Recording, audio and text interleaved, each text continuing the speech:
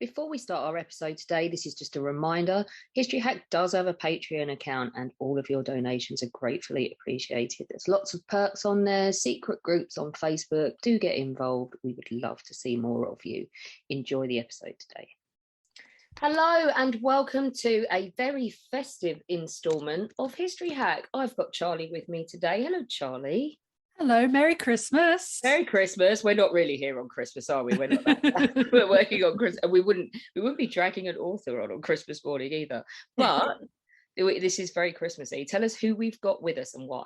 I'm really excited about this one. We have got Lucinda Hawksley with us. She's an author, broadcaster, and public speaker who's written nearly 24 books. Now, when I explain who she is, this being so prolific won't come as a surprise to you. Her latest book is all about Dickens and Christmas. And in case this isn't impressive enough, she also happens to be the great granddaughter of the man himself. Hello, Lucinda. Hello, thank you so much for inviting me on.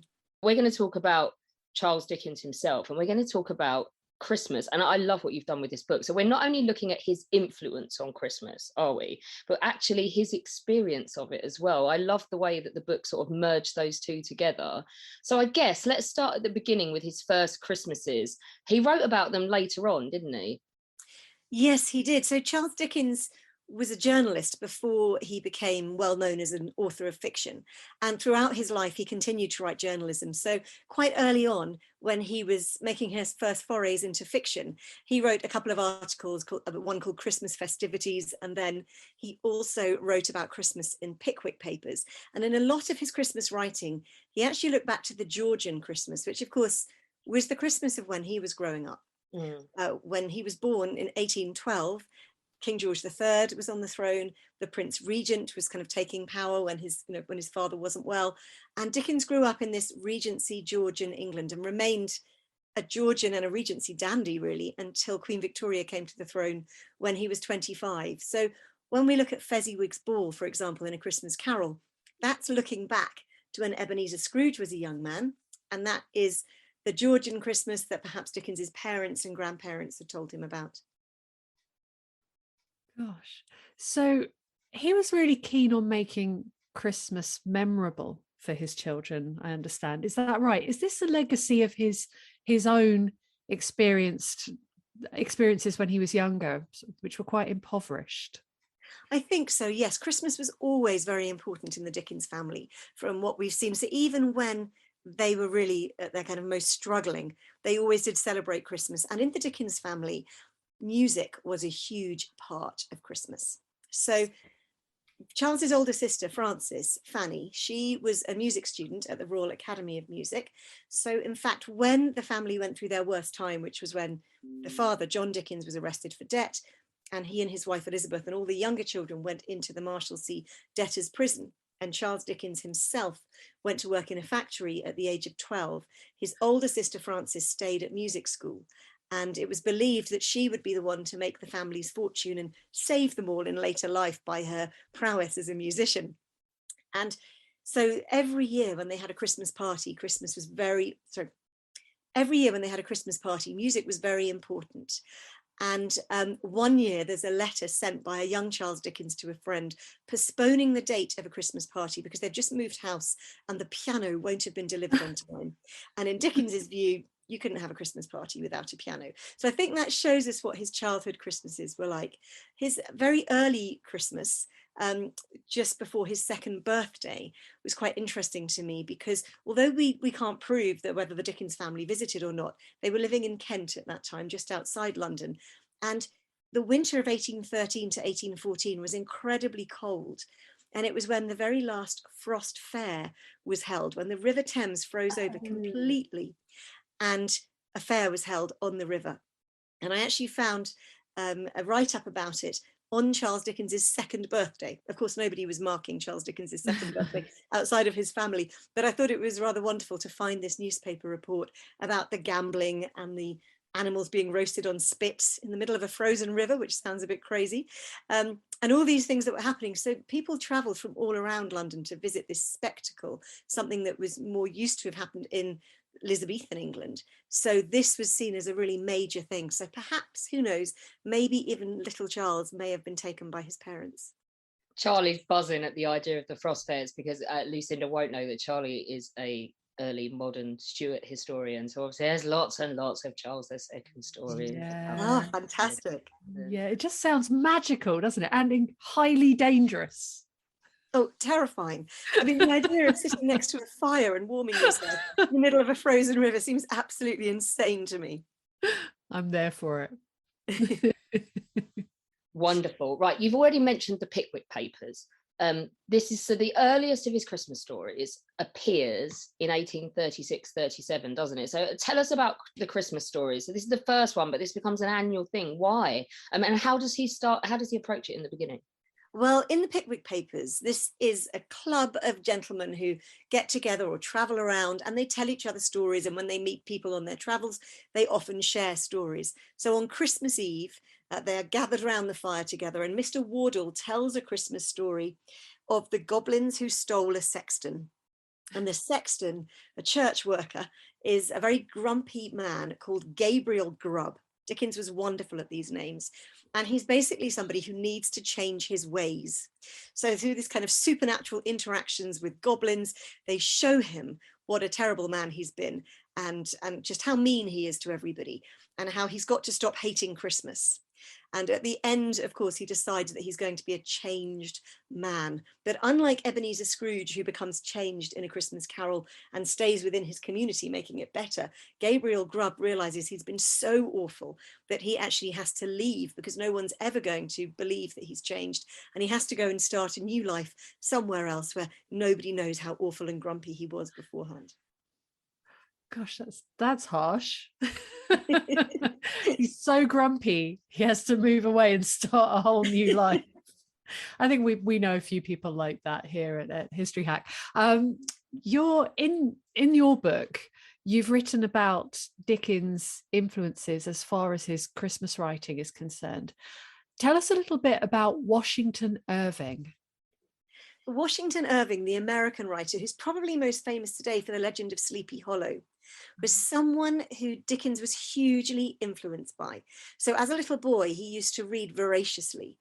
And one of the things that he loved was a story called The Keeping of Christmas at Bracebridge Hall.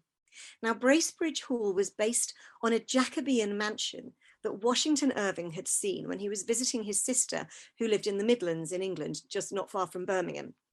And he named it in his books Bracebridge Hall, and he wrote several stories about it. But this particular one is about, a snowy Christmas and travelers needing to take up hospitality when they're lost on the road. And it was all about how the traditions of Christmas are being forgotten in both Britain and America. And this was something that was really a concern to people in the early 19th century. So throughout the 1830s and 1840s, when Charles Dickens was growing up and beginning his writing career, people really felt that Christmas had lost its meaning. It had become too commercial, which might seem crazy today, but that was how people felt at the time. And it had forgotten its original purpose, which was to do with helping the poor. So the very first Christmas card, which would be published and sold commercially in 1843, purely by coincidence, the same year as A Christmas Carol was published, as well as showing a happy family sitting around drinking together, it also had an image on either side of poor people being given clothing and food. So it was about charity, and that was what was felt to be lacking. So when Charles Dickens read The Keeping of Christmas at Bracebridge Hall, who knows, perhaps it stayed in his mind and influenced his Christmas writings, such as the Pickwick Papers story. However, his publishers weren't keen on the idea of a Christmas story. So it wasn't that this was something that was considered a commercial thing to do at the time. In fact, when Charles Dickens came up with the idea of doing his first Christmas novella, which was A Christmas Carol in 1843, his publishers thought it was such a bad idea that they didn't actually agree to pay for all the costs. So Dickens had to pay part of them, which means he essentially partially self-published A Christmas Carol because his publishers had no confidence that a story about Christmas would be popular. Publishers getting it wrong? Never. No. We're starting to talk about Christmas as we know it. Obviously, we had a look, didn't we, briefly at Georgian Christmases that he experienced. So, I mean, if we're putting it back to one single person, really, Prince Albert coming over and his young family being born is what really kickstart the Christmas that we all know, because he brings all of this German tradition with him, doesn't he? And this shift happens in Charles Dickens's lifetime, and it also is exacerbated by things like A Christmas Carol as well. I think they're both like culpable really for Christmas in terms of how we know it. The tree in the house is them, isn't it? And things like that. So how did Christmas change in Charles Dickens' eyes between when he was small and when all of this starts coming in and he starts to write his Christmas stories?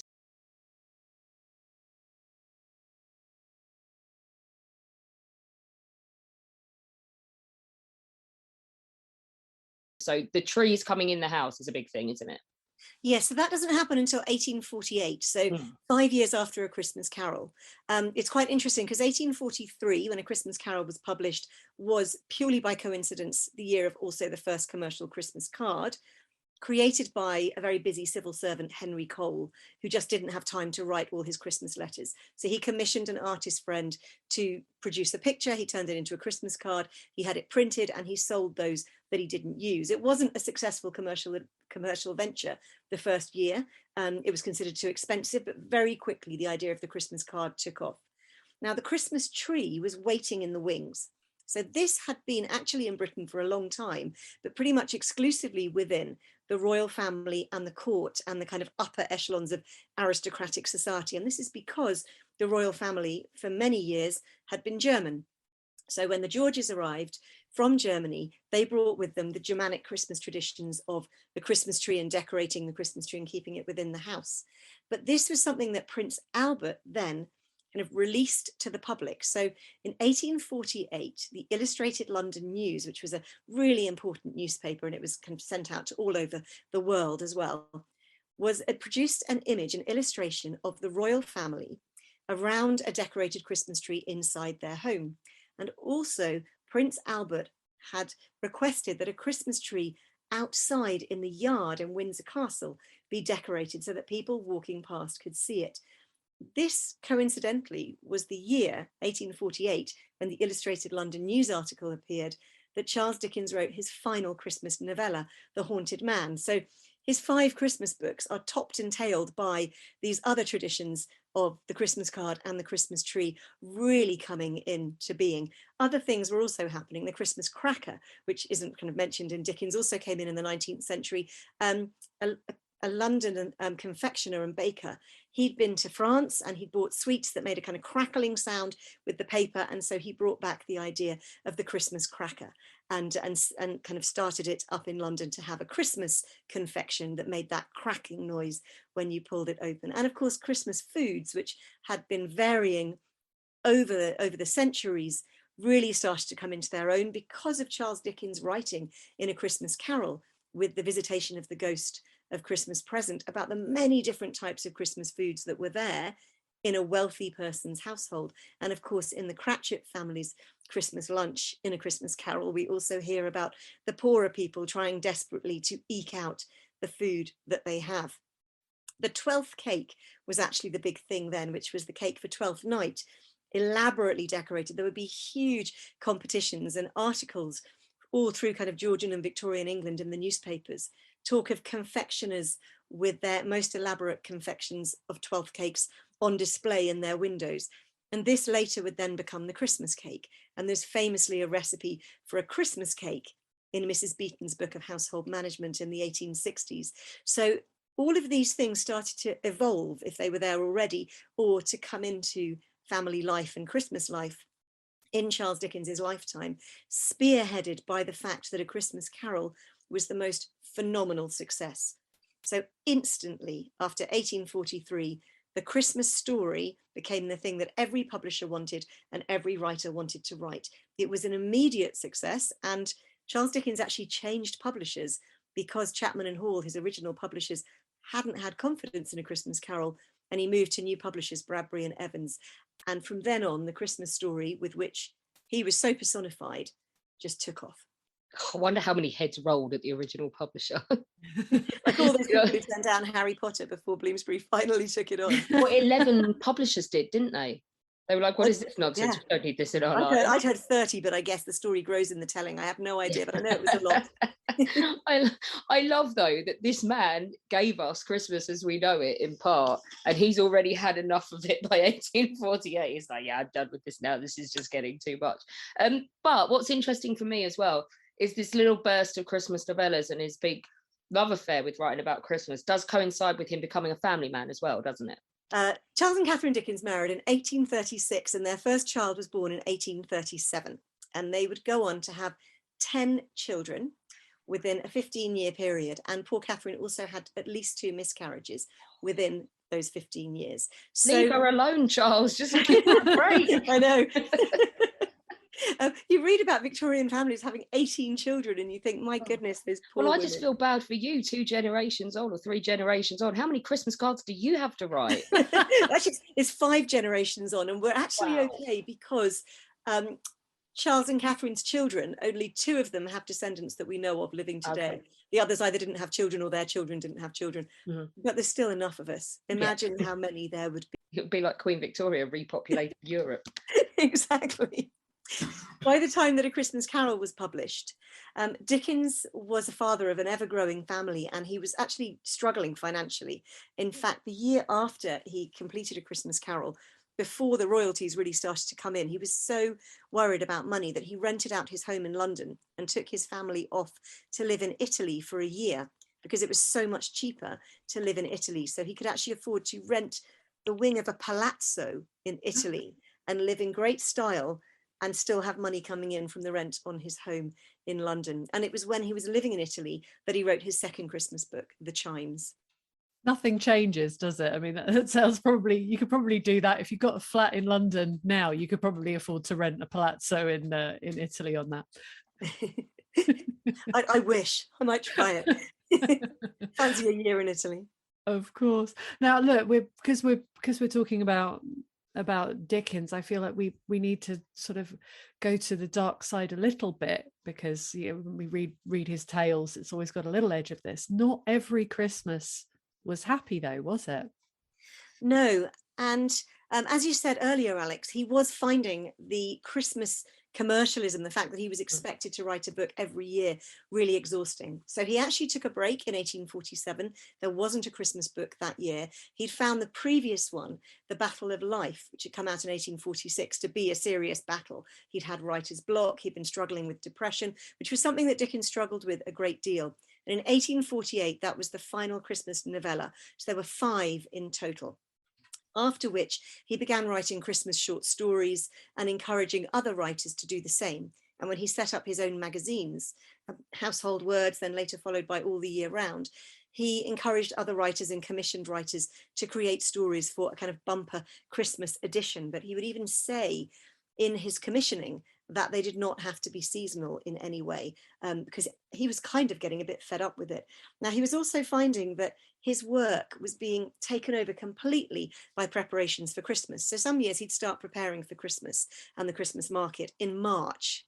And he just found himself becoming increasingly unhappy about it. He'd be racing all around the country to do Christmas readings and barely spending any time with his family. And then in 1858, he separated very publicly from his wife, Catherine. And it was a huge story that echoed all around the UK and overseas. And poor Catherine was given a lot of grief because people were so enamored of Charles Dickens. They couldn't believe that he'd done anything wrong. So they had to make Catherine the problem, rather than just understanding that this was a marriage that had broken down, that he'd stopped being in love with her, he'd actually met somebody else. There had to be something wrong with her. She had to be an alcoholic. She had to be a terrible person. None of this was true at all. But of course, that began a series of very different Christmases. However, Dickens was always desperate to be with his children over Christmas. And when the marriage ended, by the way, the children were legally his property. That was the law at the time. People often say, oh, so terrible how he kept the children. Catherine had no rights over her children. Even little Edward, who was still very young, the youngest child, when they separated. However, that was just the law. Women had no rights at that time over the children they'd given birth to. Now, one of Dickens's worst Christmases, and I'm sorry for any American listeners, was the year of 1867 to 68, when he spent 5 months that winter in America. It was his second trip to the States, and people there adored him. He made a lot of money, which was why he went. He went out, he performed all these kind of Christmas readings and non-Christmas readings. He was there for several months, and he was totally miserable. He'd had to leave his children at home, and he'd had to leave his girlfriend, Ellen Ternan, behind. He'd really wanted to take her, but was advised not to. And he was insistent that once he got to America, he'd be able to send for her, pass her off as his goddaughter, seeing as she was the same age as his younger daughter, Katie. And when he got there, he realized that just wasn't going to happen. So he was incredibly lonely, traveling with a friend who was his manager. And all his letters seem to write about him being in a really bad mood. And in fact, his manager's letters seem to be slightly kind of forbearing the fact that Charles Dickens was being a total pain on that trip. So the Christmas afterwards, the Christmas of 1868, after returning from America, he was determined was going to be really happy, and he was going to spend the full 12 days of Christmas, from the 24th of December to the 6th of January, at home with his family, having a really amazing Christmas. And then the following year, 1869, was, although he didn't know it, his very last Christmas, because he died very young at the age of 58. We've talked about him as a man and Christmas for him. You've mentioned this one, it's the big one, a few times already. So let's talk about it. 1843 is the big year, A Christmas Carol. You've already told us the publishers had no faith that it was actually going to be any good or received well. And he wrote it in 6 weeks. I mean, it's big. He wrote it in 6 weeks, and it's a complex story as well. So how does it come about, and what are his, we mentioned that we think his inspirations went back to Washington Irving, but how does it happen? It's a really amazing story, actually. And this all comes about from his desperate need to change society and make people aware of particularly child poverty, but poverty in general. So at this time, Charles Dickens was doing well. He was the author of books that have been well received: Oliver Twist, Pickwick Papers, Nicholas Nickleby, The Old Curiosity Shop. But then he wrote a couple of books that didn't go down so well. This was his first travelogue, American Notes, which was after his journey to North America and Canada in 1842. And then Martin Chuzzlewit, which he was writing in 1843. Now, that was the first of Dickens's novels where the readership actually dwindled for a while. And his publishers were starting to think that maybe his star was on the descendant, and people weren't really sure what to make of American Notes. They didn't really understand travelogues. So his career was starting to feel a bit stagnant. And then he became friendly with a great campaigner, a man called Dr. Thomas Southwood Smith, who wanted to enlist his help because he knew that Charles Dickens was somebody who really cared about child poverty, as had been shown in all of his stories so far, Nicholas Nickleby and Oliver Twist in particular, and Old Curiosity Shop with the death of little Nell. And he had done a report for the government, which was published in what was known as the Blue Book, because it was in a blue wrapper, and he sent Charles Dickens the report. And when Dickens read Southwood Smith's book, he said it made him weep. And he contacted Dr. Thomas Southwood Smith and said that he would be very happy to help him. And initially the idea was that Charles Dickens was going to write a report for the government based on the research that Southwood Smith had done. And then Charles Dickens went up to Manchester, where his sister was living and where he was giving a talk for an educational charity. And he was horrified. Now, he thought that he'd seen poverty in London, but in Manchester, in what was the start of the Hungry 40s, people were fleeing Ireland because of poverty and no food, and arriving in Manchester and Liverpool. And whole families were also being displaced from their jobs by the early part of the Industrial Revolution, where the machinery had started to come in and take over people's jobs. So suddenly, there were incredible amounts of homeless people, whole families just living on the streets and dying on the streets. And Dickens was so appalled that he, on his way back from Manchester, said he was going to write a story that would strike a hammer blow in favour of the poor man's child. Now, this hammer blow would not have worked if he'd done it as a government report, because he thought, well, who's going to read this? A couple of MPs, we put away, no one will ever refer to it again. So he turned it into the idea of a fictional book, a novella much shorter than his other books, and it was going to be around Christmas. And he just came up with the idea and wrote the whole thing in 6 weeks. It was phenomenal. And I think the reason that it stood the test of time, that people still read A Christmas Carol, there are numerous adaptations, and every year there seems to be another adaptation. I've seen flyers for a Klingon Christmas Carol. There's been a The Muppets. Carol, It's the Muppets. Muppet Christmas Carol, which just sticks really closely to the original text. It does, yeah. It's dark, isn't it? It's like, really you think, dark. like, And puppets, the Disney one as well, good. which I, was a bit dubious about, and it was really good. It really captured all the elements. And at the heart of this, and it frustrates me when some adaptations take this out, the heart of this are the two children, Ignorance and Want, who are there with the ghost of Christmas Present. When the ghost is fading away and Scrooge says, well, who are these children? And the ghost says, these are mankind's children. The boy is Ignorance and the girl is Want. Beware them both, especially the boy. And this is not because he thought that boys were terrible and girls were good. It's because ignorance, in his view, was the most dangerous thing. And if you left children to grow up in deprivation, poverty, and ignorance, they would become the angry, violent, criminal adults of the future. So when he wrote A Christmas Carol, he wrote it from the heart, and he was still working on his other things as well, and having young children to help care for, though I think mostly that was done by the women and the servants. But he was really passionate about trying to change things. And of course, what his readers didn't know was that he himself had been such a poor child. He had witnessed poverty firsthand, and he had seen people in far worse situations than he was in. At least he had a job and a roof over his head, even if his family were in prison. So he wanted to highlight to all of his middle and upper class readers that they were all Ebenezer Scrooge, that they were part of the problem, that it wasn't just Scrooge who needed to change his behavior, but every single one of those people who went to church every Sunday or on Christmas Day and then walked home ignoring starving people in the streets, all of them were part of society's problem. And that was the message at the very heart of A Christmas Carol. And it's the one that still has such resonance for today in our time of food banks, terrible food poverty. We've got people campaigning. I mean, Marcus Rashford campaigning about children needing meals at school. How we've got to this point in 2021, I don't know, but we're really starting to head back towards that time that Charles Dickens knew and that made him so passionate about writing A Christmas Carol. It was his kind of protest song moment. If he'd been around in the 60s, maybe he'd have been a folk singer, who knows? But he was getting that message across, and it got across very effectively. God, it's completely radical. And the fact that it's still a radical message today is insane. But I feel like I need to take a little bit of a sidebar, because this is a room full of writers. He wrote this in 6 weeks. What about the editing? Did he edit it, or did it go to? This is like that Sylvester Stallone doing Rocky in 3 days on Coffee and Pro Plus, isn't it? You're like, really? Or is this just like urban legend? I mean, first draft, fair play. First, but was it completely formed in 6 weeks, or did he then? Very little editing. When you look at his manuscripts, there's very little. He'll go through and cross things out. But it was astonishing. He wrote it so fast, and then it was printed so fast. And Dickens could write thousands of words a day. He'd regularly write about 4,000 words a day. So really, he was quite able to do this.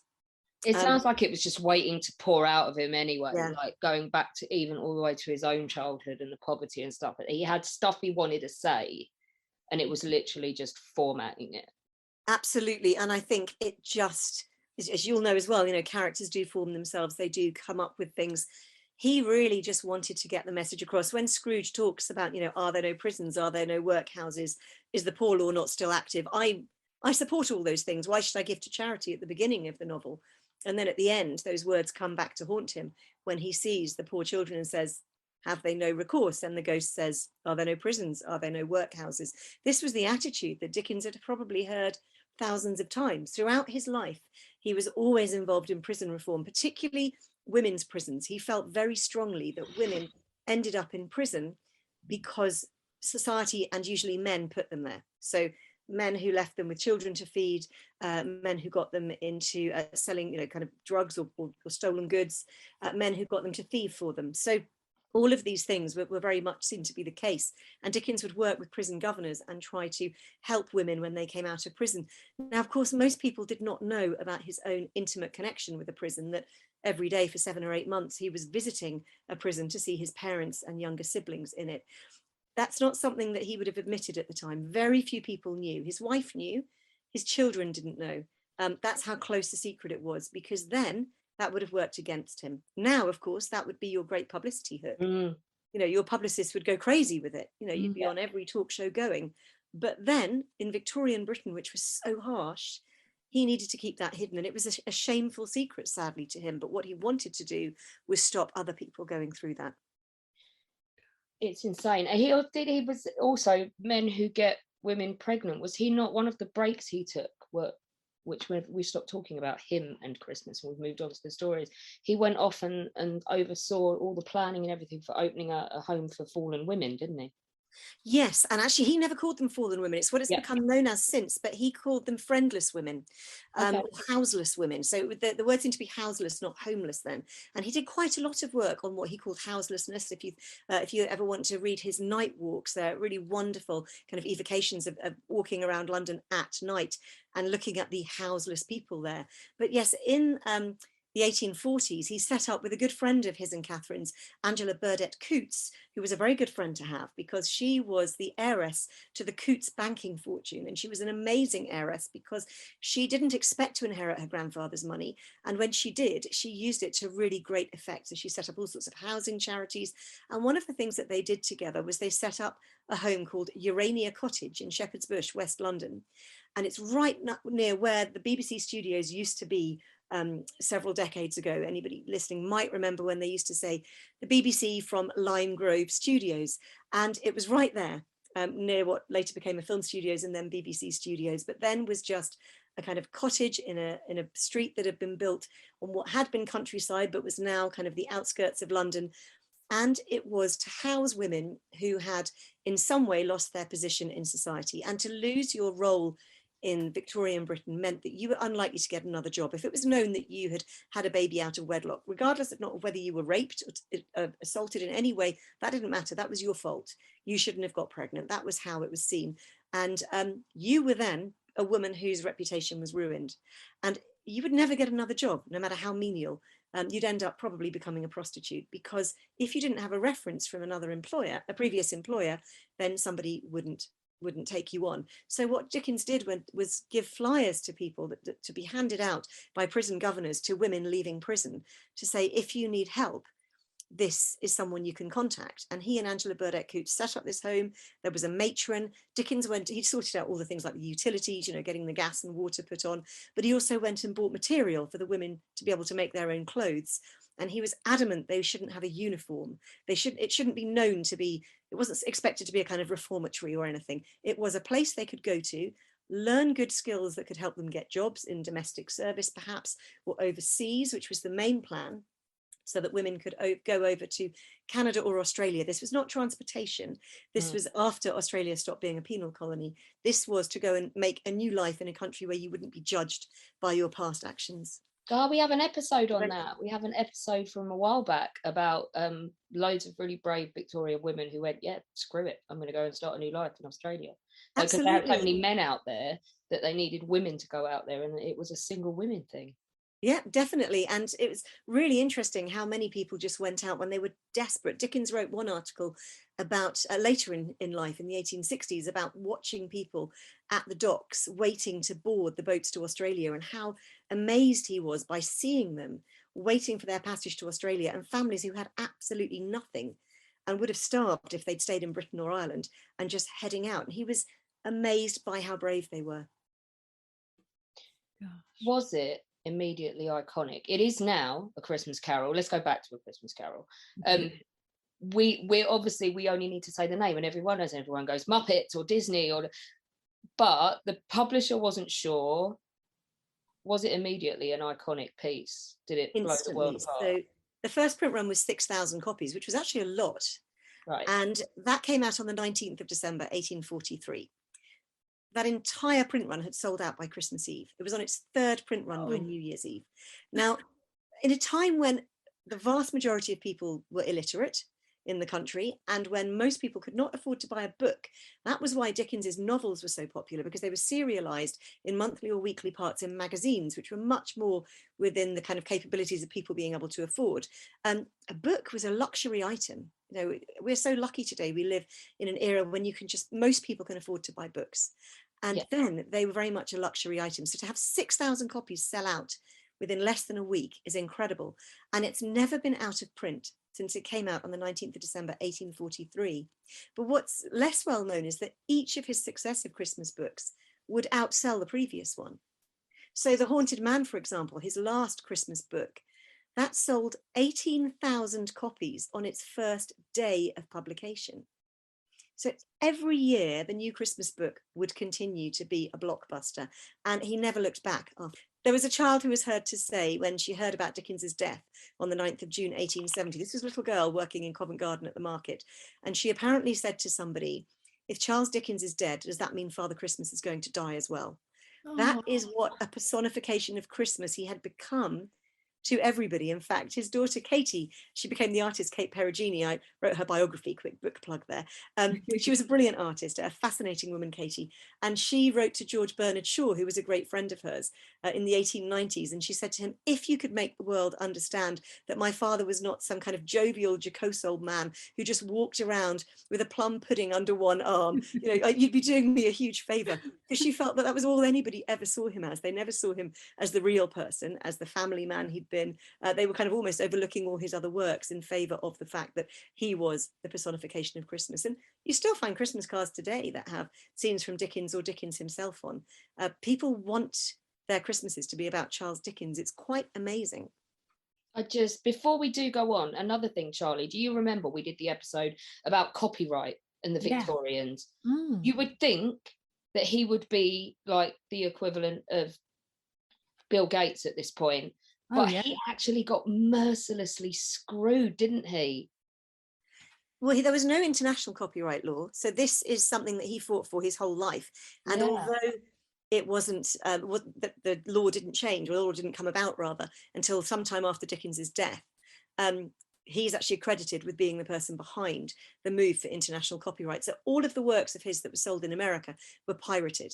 Until the mid-1850s, when a publisher called James Fields became his official US publisher. So some of the books that were sold, if people bought the ones that were published by Fields, then Dickens would get royalties, but it was cheaper to buy pirated copies. And the problem, of course, with American authors like Washington Irving in the UK is they also didn't get royalties. That's the reason why Dickens went on his second trip back to America, try and make as much money as possible from his lecturing, because he was so fed up with all the money that he wasn't getting. It happens here though as well, doesn't it? Which is the one within 2 weeks, it's in the book, within 2 weeks of one of the Christmas stories coming out, it's been basically pillaged and twisted and someone else is making money off of it. And that's here. Constant pirated versions of his work on stage, even before he'd finished writing them. So when his works were being serialized, people would be putting things like Oliver Twist on stage and making up an ending because they didn't know what the ending was. Brilliant. Within a couple of months of A Christmas Carol being published, there were at least 3 pirated versions on the London stage. And Dickens spent a lot of his time going around theatres trying to demand royalties as the author. He was constantly parodied and pirated because his name was so big that if you took one of his works and completely bastardized it, it didn't matter. It just, people would know that it was something akin to Pickwick or Twist, and they would rush to see it. So yes, it was very, very hard to try and get the money that he was owed out of those kind of things. And his works were written in such a kind of actorly way, because Dickens himself was a desperate actor. You know, he wanted to be an actor originally, never planned on being a novelist. He wanted to be another Shakespeare. He wanted to write plays, perform them himself, travel all around the country and hopefully all around the world. So when he wrote his books and he wrote dialogue, he would actually act it out in front of the mirror to see if it worked right. And therefore, you would find that, you know, when people went to adapt them for the stage, they were incredibly easy to adapt. His characters are just a gift for actors. They really, really are. You know, the people he created. He doesn't get to stop working, clearly, because he's not making any money and he's having to go around and tell off theatre troupes. So he keeps writing Christmas books. Tell us about the Chimes. People might not have heard of the Chimes as much as A Christmas Carol. The Chimes was published in 1844, and he wrote the Chimes while he was living in Italy. So he actually came back from Italy to England to have a business meeting just before Christmas when the book was published. And he did a reading to his friends, and then he popped back to Italy and managed to get there on Christmas Eve in time to have Christmas with his family at their palazzo just outside Genoa. The Chimes is actually a goblin story, and it's set in the new year. And what's really interesting to me about this one is that in it, Dickens is furious with the media that sensationalize and write nasty things about the working classes and the poor. And the main character is a man called Toby Veck, who's best known by his nickname of Trotty Veck. And he has become so completely despondent by everything that he reads that he has come to the conclusion that he and his daughter, he's a widower, and he believes that he and his daughter just shouldn't be alive, really, that they're just not important enough, and that when she's talking about getting married to her fiance, he thinks, well, people like us shouldn't be marrying and having children because we're useless. The newspapers never stop telling us we're so awful and useless and we're a scourge on the earth because we're poor. And Dickens really wanted his readers to realize how vile his fellow journalists could be when it came to writing about the poor. No change in 2021. The newspapers still write horrendous things about the poor, about refugees, about people who are most in need of help. And this was what Dickens was aiming at with his readers that year. And just as with Ebenezer Scrooge, Trotty Veck has a conversion. He is actually kind of taken up by some goblins who live in the bells of the church tower that he goes up to the top of, and they persuade him that he's died, and they show him what's happening in his daughter's life after his death, and because he's not there to help her. And then, of course, it's all a fiction. It's a bit like the Christmas spirits taking Scrooge around, and then he comes to, and it's New Year's Day, and he goes to his daughter's wedding, and everything's happy. And he starts to realize that he shouldn't listen to what the media says, that he has just as much right as does his daughter to live and be happy as the rich people who appear in the novel. So another one that people might not have heard of is The Cricket on the Hearth. That's 1845. Can you tell us a bit about this one? Yes, The Cricket on the Hearth is about a cricket that lives in a fireside in a happy family, and actually can appear when it's needed in the form of a fairy. So again, we have good and bad characters. We have the good Peerybingle family, what a great name, the Peerybingles, and their friend Caleb Plummer, who's a very poor toy maker, and his blind daughter. And Caleb weaves for his daughter this wonderful fable of what their home is like. He tells her how glamorous it is and gorgeous, and how much they have, and really they're living in desperate circumstances. And he builds this world of imagination that she believes in. But unfortunately, he also tells her that his employer is a really nice man, and she has started to believe that and to fall in love with this man, which is not good because he's a pretty horrible human being. However, she is in love with him, and she has decided that she is going to, she wants to marry him. And then when she discovers that he's marrying somebody else, she's very, very upset. Well, the somebody else that he's marrying is a young woman called May, who was engaged to the blind girl Bertha's brother, who has disappeared and everybody believes is dead. He's a sailor and he hasn't come home. However, Mr. Tackleton, the mean toy merchant, is marrying May, who's Edward's left fiance, who believes that her lover is dead. And it all becomes a kind of classic romance story where Edward has come back from sea and he is alive, but then he hears that his fiance is going to get married, so he disguises himself because he doesn't want to ruin her chance of happiness. And her best friend, who is Dot Peerybingle, she recognizes him and she helps him to come back into society. And at the end, Tackleton, the toy maker who Tackleton, the toy merchant who hates toys and is horrible and mean, and says to John Peerybingle, "You should kill that cricket on your hearth. I always kill mine," and tries to really mess things up by telling John that his wife is having an affair, which she isn't. All of these things are resolved, and the mean toy merchant somehow, through the power of the cricket and the fairy that the cricket becomes a good man. And the couple who are young and in love get married, and he actually accepts the situation and even gives them all the food from the wedding so that everybody has enough to eat. So it's a very kind of sweet story, a very Victorian story. But none of his later stories, except for perhaps The Haunted Man, have that same passion with which he wrote A Christmas Carol. And I think that's perhaps why A Christmas Carol is the most memorable. The others are very much written because the Victorians wanted another Christmas story. And A Christmas Carol was written with such fervour from the heart. Yeah, so the last of the Christmas books is The Haunted Man and the Ghost Bargain, isn't it? Yes. So because he, like you say, I remember reading your book. It was The Battle for Life, the one that we're not really dwelling on this interview because we're trying to cram his whole life in. That was the one where it was just a dirge for him to write, wasn't it? So what about The Haunted Man and the Ghost Bargain? Is that like his last hurrah and he's quite happy with it, or is he literally just going through the motions at this point?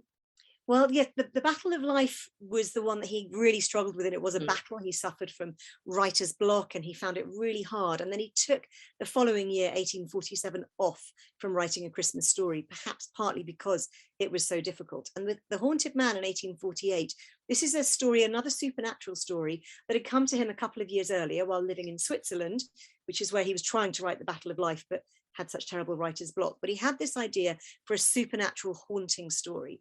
And he started to write it in 1848. And the thing that I find really incredible about it is that it's so much of life imitating art, or art imitating life, I should say, because he wrote about the main character, a chemistry professor at a university, Mr. Redlaw, and he is sunk down in depression over grief for the loss of his beloved sister. Now, Charles Dickens's own sister had died that year. Fanny, his older sister, the one he was so close to, who had inspired little Fan, Scrooge's younger sister, in A Christmas Carol, and whose disabled son, Harry, had inspired Tiny Tim in A Christmas Carol.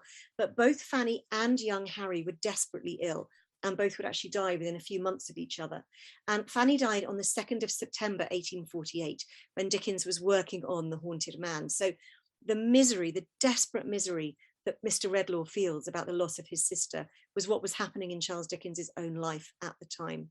And it's this incredible book that deals with depression, it deals with addiction, it deals with this desperate need to lose the unhappy memories, a bit like the idea of taking antidepressants today, because what happens when he loses his heartbreaking memories is he loses all emotion and he becomes unable to care about the things he'd cared about before. And then, which is extraordinary reading it, as I have been rereading it during the pandemic, is this fear of infecting those he cares about with what the phantom who's visited him has called a gift, and which he comes to realize is a curse. So it's the most extraordinary modern novel, really, when you read it. The themes are quite incredible. And I think that took a huge amount out of him. He just felt that he couldn't keep doing this every year because he wasn't able to continue with his other work. He was trying to work on Dombey and Son when he was writing The Battle of Life, and that's why he had to take the following year off. He wanted to be able to work on other novels. But I think The Haunted Man is a really amazing final Christmas novella because it's just such an amazing story. So is this why he stops writing Christmas novels in 1848, just when they're getting really popular? And do we get anything more Christmassy after that? Did he just need a little bit of a break? Or he started writing short stories, and every year there would be short stories, and sometimes they'd be co-written. So, for example, A House to Let, which was co-written with several other writers, and then No Thoroughfare, which is a really kind of rollicking, long Christmas story co-written with Wilkie Collins, which was a melodrama in the 1860s, and it was all really exciting and kind of, people going across Switzerland being pursued by possible murderers, and it's a really exciting read. And so he would come up with these ideas. I think he felt rather than having to write the novella, the short story was the way forward. It would enable him to work on his other books. And it also meant that every Christmas he could write something that was easy to do, and he could then encourage other writers to do the same. He was always very good at wanting to encourage up and coming writers. He was very good at encouraging female writers, and he paid people very good wages. So people always wanted to work for his magazines because he always paid much better than other magazines. That's not to say he was egalitarian. If you were his best friend, like Wilkie Collins, you tended to get more than someone else, but he really paid people good wages. And he would write, for example, Elizabeth Gaskell. he wrote to her when she wrote Mary Barton, which was published anonymously because it was by a woman, and he contacted her when he found out who she was. And when she was being told to give up writing because she was the wife of a clergyman and she was writing about things like suicide and adultery and all these kind of terrible things that a woman shouldn't be thinking about, Dickens encouraged her to keep writing and said, you, as a minister's wife, are at the forefront. People tell you things, they come to you with their woes. This is real life. People have to know what desperate circumstances these people are living in. And he always encouraged her to work on short stories for his magazines as well. It was merciless as well, wasn't he, at trying to get charities like the Literary Fund and that to sponsor people who were like destitute writers. Yes, the Royal Theatrical Fund, the Royal Literary Fund. He would be constantly writing, recommending people, writing to the royal household to recommend people for royal pensions. He was, and also when one of his friends died, he would constantly just take on the kind of financial responsibility for their spouse or their children if they needed it. So he had the most incredible amount of dependence. He was constantly just paying the rent for a family because the father had died. And he would also obviously try and get the official bodies to give them money so that he didn't need to keep this responsibility, but he never ever wanted children to go through what he'd gone through. So without telling the world I was a poor child, he spent his whole time trying to bring about change. He was also one of the people who was there at the very beginning of the founding of Great Ormond Street Hospital. The doctors approached him and said, we need somebody to educate people as to why hospitals are a good place and why we need a hospital that's entirely about children's medical care, because there weren't any hospitals aimed at children. And he wrote articles and he did fundraising, and when they got too big and thought they were going to have to close down because they couldn't cope with all the children coming through the door, he held a massive fundraising dinner and raised £3,000 in 1858, which enabled them to buy the building next door and expand the hospital.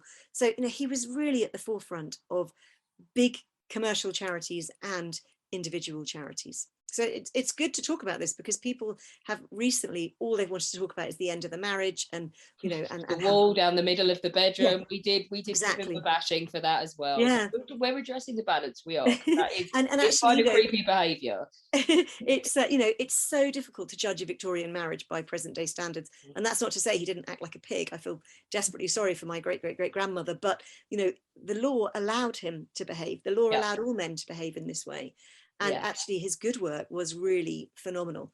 And the things that he did that were way ahead of his time in terms of social work and charity work are quite amazing. And the Victorian age was full of these philanthropists because it had to be. There was no social security. You couldn't go on benefits. You couldn't claim the dole. You couldn't get you couldn't get your food bills paid, your heating bills paid. You starved. You froze. You went on the streets. That was just what people had to do. So there are so many amazing people, and Dickens was friends with many of them, who were trying desperately to make a more equal society. In terms of being his great granddaughter, what does that mean to you at Christmas? Well, I've always loved Christmas. So whether that's having Dickens in my blood, I don't know.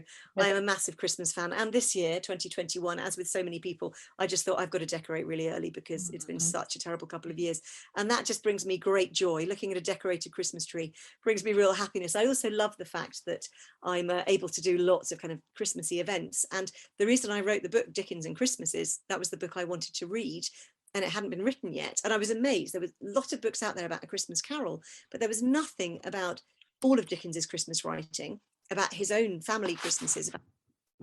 And it was so much fun researching it and discovering how much Christmas means to people and how much Dickens to this day remains a part of people's Christmases. I get invited to a lot of Christmas festivals associated with Dickens, which I love. And it is amazing to me how many people all around the world love A Christmas Carol. And A Christmas Carol as well, really importantly, transcends religion. So people don't just want to read it if they're kind of in the Christian tradition. People love it for its message all over the world. And I think that that is really an important legacy.